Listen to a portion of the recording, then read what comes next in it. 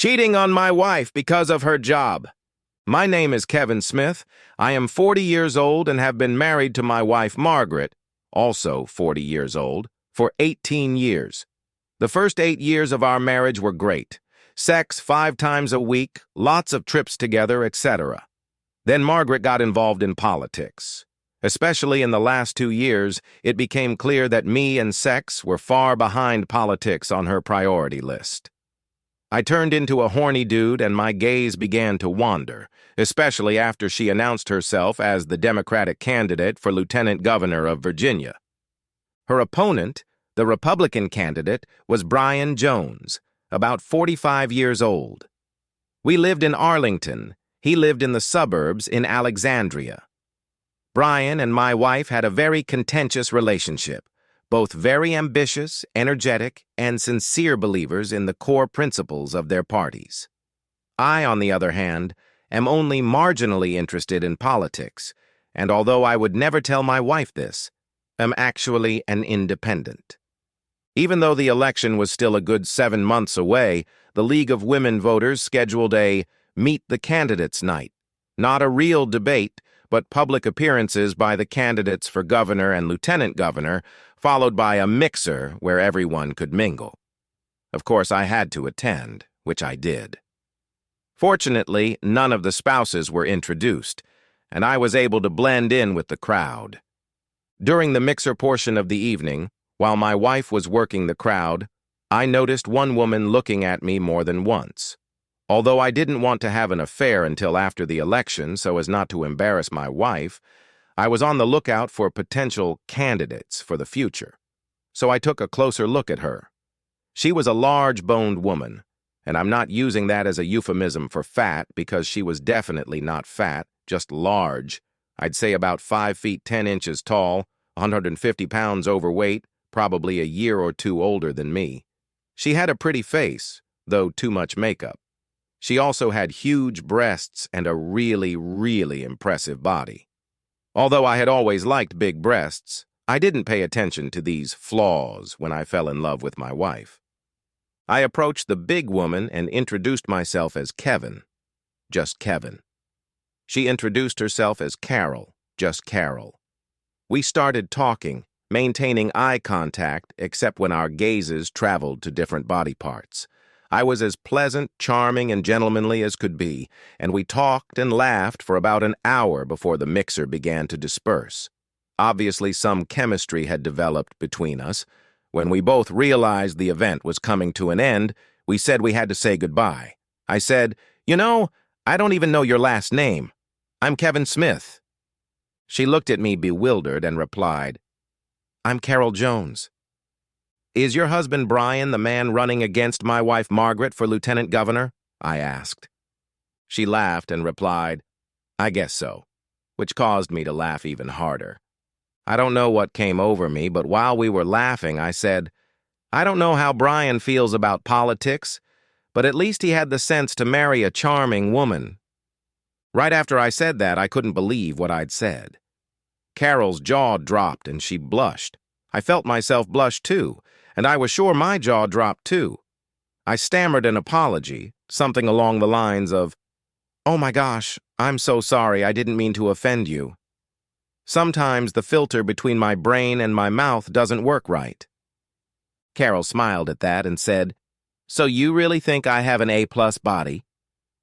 Not knowing what else to say, I replied, "Actually, yes, but I said it inappropriately." At this point, her husband Brian walked over and introduced himself. He was clearly shocked to learn that I was Margaret's husband. As we parted, I smiled at Carol and said, "It was very nice to meet you," to which he responded with a very big, genuine smile. For the next 2 days, not being too adept at multitasking, all I could think about was Carol's charming personality, her large breasts, and especially her prime body. I even managed to seduce my wife the next day for the first time in a month, and really squeezed everything out of her by thinking about Carol's body. That's when a plan began to form in my brain. If I had an affair with Carol, I wouldn't have to worry about it hurting my wife's election chances, because if the affair was exposed, Brian would be just as hurt as my wife.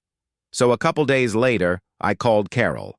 I invited her to lunch, apologizing for my comment, and also trying to see if we could figure out how to convince our spouses to campaign as positively as possible without personal attacks. She agreed, and I could hear the genuine excitement in her voice as she accepted my invitation. Maybe she was thinking of me as I was thinking of her, I dreamed. Carol greeted me warmly, smiling broadly, and hugging me when we met for lunch. She looked gorgeous, less makeup than when we first met, and in a more revealing outfit that honored the famous Army officer Major Cleavage. Her outfit also made her body so tight you could bounce a quarter off of it.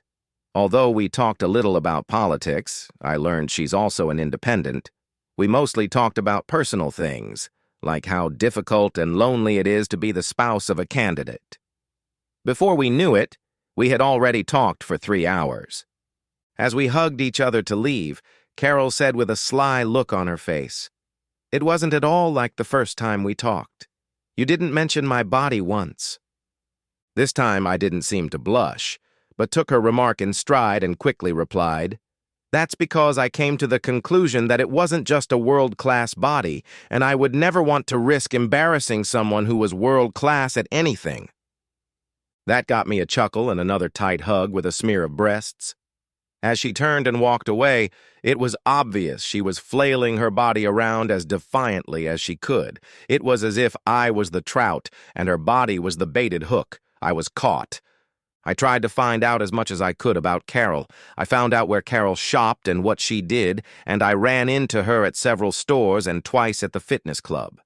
Admittedly, the fitness club encounters were painful because she was wearing shorts and a tank top, so I was really hurt. We were also figuring out what political events each other would be attending so that, supposedly, we wouldn't get bored when we attended them, since we could chat with each other. I chatted with Carol at least 4 times a week, and we became really good friends. Despite her obvious attraction to me, I was very reluctant to approach Carol sexually in case I misinterpreted something or in case I got turned off. I don't know how to handle rejection, never have and probably never will. Then, about 3 months after we first met, a cataclysmic event occurred. One of my wife's co-workers, I don't know if it was with my wife's knowledge or not, made a comment to the press about Carol's drinking problem about 5 years ago. It was a silly comment, completely unrelated to the campaign, but it was published in the local paper. Carol and I found out about it the same day. I was beyond furious. I called Carol, by then I had her cell phone number, but she didn't answer. I left a message telling her I would make sure the person who made the comment was fired, which I did, despite my wife's reluctance, as I was furious. I apologized, even though I had nothing to do with it, and begged her to call me back. When she didn't call back until the next morning, I decided to take a chance and drove to her house. Carol opened the door, crying. When she saw it was me, she tried to close the door. I wouldn't let her. I stormed inside. I begged her to believe that I knew nothing about this beforehand, that I had gotten this man fired, and that I was very sorry. We sat together on the couch, and she continued to sob, saying that the hardest thing she had to do in her life was overcome her alcohol addiction, that she had tried her hardest to put it behind her, and that it really hurt her to be reminded of it, especially in a public forum. She looked so innocent, so vulnerable, so tender, so sensitive that I couldn't help myself. I kissed her gently on the lips. Meeting no resistance, I continued the kiss for 2 minutes. When I finally withdrew my lips, there were no more tears in her eyes, and she smiled crookedly. I told her, "I hate to see someone I love suffer." Did I just say that? Why am I doing this? I said to myself. Carol looked at me in surprise for a few seconds and then seriously replied, "You just said you loved me. Did you just say that to make me feel better? Or is this another case of not having a filter between your brain and your mouth?" I bashfully replied, "Apparently my filter between my brain and mouth doesn't work around you. That's true, but I didn't want to say it." That moment changed everything. Before I could do or say anything else, she pounced on me like a fly on garbage. She rubbed her hands over my body, showered me with seductive kisses, and after a few minutes, she took off her clothes. Of course I was ready for it, and moved my body as hard as I could to help her get to my body. After less than 5 minutes of our mutual caresses, I interrupted our kisses and told her, "I have to make love to you now." By then I was completely out of clothes. Her sly reply, "You're itching for lunch, aren't you? Let's go somewhere more comfortable." With those words, she stood up, took my hand, and started to lead me away. I stopped her, lifted her up in my arms. Not easy to do, but I'm a big guy and do weightlifting every day, and said, "I'm Tarzan, you're Jane." Tarzan carries Jane to bed and then has good sex with Jane, which elicited a laugh from Carol, who pointed the way to her bedroom. Fortunately, it was on the second floor. Carrying her up the stairs would have been very difficult. I flopped her on the bed, then pulled off my shirt. Not wanting to deny her anything, I quickly started having sex with her. After our lovemaking, we lay together, kissing and caressing each other's bodies.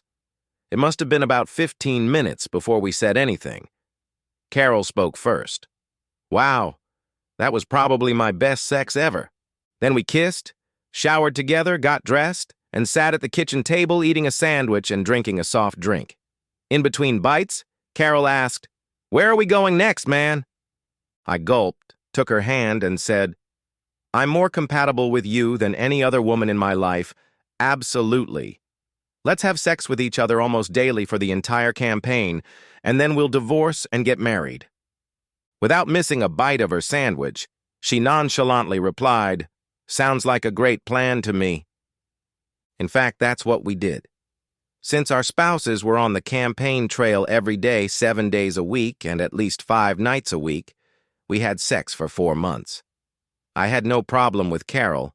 I had sex with her twice almost every day, 6 days a week, and if she did need more, I did as much as she could handle.